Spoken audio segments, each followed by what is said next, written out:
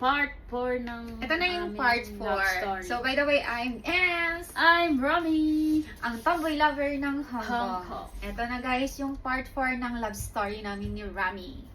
Ito guys, yung topic is first meet nila ng aking anak. December 25. Pero bago yan, nakabook na kami ng ticket papuntang Star City. Oh, Tapos, siyang nag-book. ako nag-book. Tatlo kami. Kasi nasa Manila lang ako, may bahay kasi Sa yung kapatid niya. ko.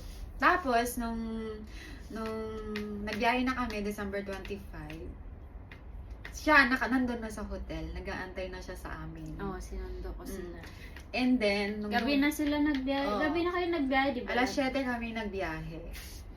Tapos, nung dumating na kami doon, Late na sila, mga 12 midnight. mga 12 midnight na kami dumating. Then, pagbaba ko ng, yung eksena doon is parang movie ba? Kasi yung anak ko, excited din siyang makita. Yung, sabi niya, matangkad din ba si Tito Ram? Take note guys ha, alam ng anak ko na lesya. And tanggap niya. Pero nung una, hindi niya talaga tanggap. Then, tumagal, Okay na. ito na yung desisyon. Ito yung final decision ng anak ko. Yung first meet nila. Tapos, pagbaba namin ng taxi na mag-ina, syempre, magyayakapan kaming magjowa. Laban dito na kami. Yung anak ko, habang niyakap din kaming tatlo, ay tatlo na kaming nagyakapan. Niyakap kaming dalawa guys ng anak ko. Doon ko naramdaman, pasado ang Rami. Pasado ang Rami sa anak ko. Ganar. Tapos yun, lumabas kami, after namin maka-check-in, kasi chinek-in ko pa yung anak ko, magkaiba kami ng room. Siyempre hindi naman pwedeng tatlo kami sa isang room. After namin siya ma-check-in, ayun, naggala kami ni Rami, nagbili kami ng Jollibee ng anak ko kasi nagugutom daw. O, di ba? Nakita ng anak ko kung gaano siya ka-effort, kabait. Nakita niya lahat yan, kung paano niya ako alagaan. So, yung anak ko tuwang-tuwa talaga. Happy-happy siya. Tapos, no, after namin napakain, syempre, balik na kami sa aming room. Then, kinabukasan, nagpa-Star City na kami. Yun yung first banding nilang dalawa.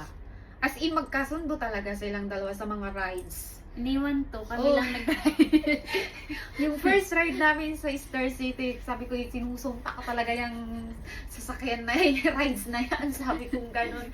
Kasi nga, hindi naman pwedeng sila lang. Kailangan ko ding makijoin. Kaso hindi talaga kaya ng sikmura. Mamamatay ako, guys. Tapos yun, nagsakay sila sa roller coaster. As in, dalawa sila, nagbanding silang dalawa. Ako, taga-video lang. Taka-picture lang sa kanila. Tapos, yun, nagkain kami ng mga pagkain doon. Magkasundo talaga sila. And then, one time, nag-CR ako. Tong anak ko, nagpapabili sa akin ng yung... Isaw? Hindi, yung binubuo ba? Basta? Cubes. Oo. Yung cubes na Ruby binubuo. cubes. Ruby cubes. Nagpapabili sa akin. Eh, hindi ko pa maharap kasi nga nasi-CR ako. Punta ako ng CR. Aba, ewan ko kung anong nangyari tong dalawa na to. Anong nangyari sa inyo? Mayroon na siyang Rubik Cubes. Binilhan pala niya. Bakit? Ipinunta ka ba niya doon? Inayakan niya? Sabi niya, gusto niya. Sabi ko, halika na. Yun. Diba? Feeling close sila kaagad. Yung nagsabi yung anak ko na gusto. Kasi nga gusto niya talagang bumili ng ganun. Sabi ko mamaya kasi mag-CR muna ako. Sa kanya pala nagpabili. So yun guys, after namin doon sa Star City, pumunta kami ng MOA, nag-shopping, pumili ng mga then pumunta kami ng seaside, nag-dinner, ganun yung banding namin guys. So, ayun, kinabukasan, nag-uwi na kami, nag-uwian na, kung umuwi na siya ng Iloilo, umuwi na rin kami ng Nueva Vizcaya. Hindi na kami nagkita ulit kasi may problem sa ticket. Yung nangyari, yung dapat nakabook na siya ng ticket pabalik ng Manila, na yun yung time of flight ko. Magkita sana January 1 yata or January 2? January 2, no? January 1 yung balik. January 1 sana yung balik niya sa Manila. Kaso nga lang, yung parang may sira sa NAIA noon na walang biyahe. Oh, Putol na lahat. Hindi na balik yung bayad ko sa yun. Laki ng gastos niya, 11,000 pesos. Hindi na balik sa akin kahit peso. Oo. Yung time na yun, hindi siya nakabalik. Kasi nga nagkaroon ng problema sa mga airplane. So, Pero good news naman. hanggang video call na lang talaga kami.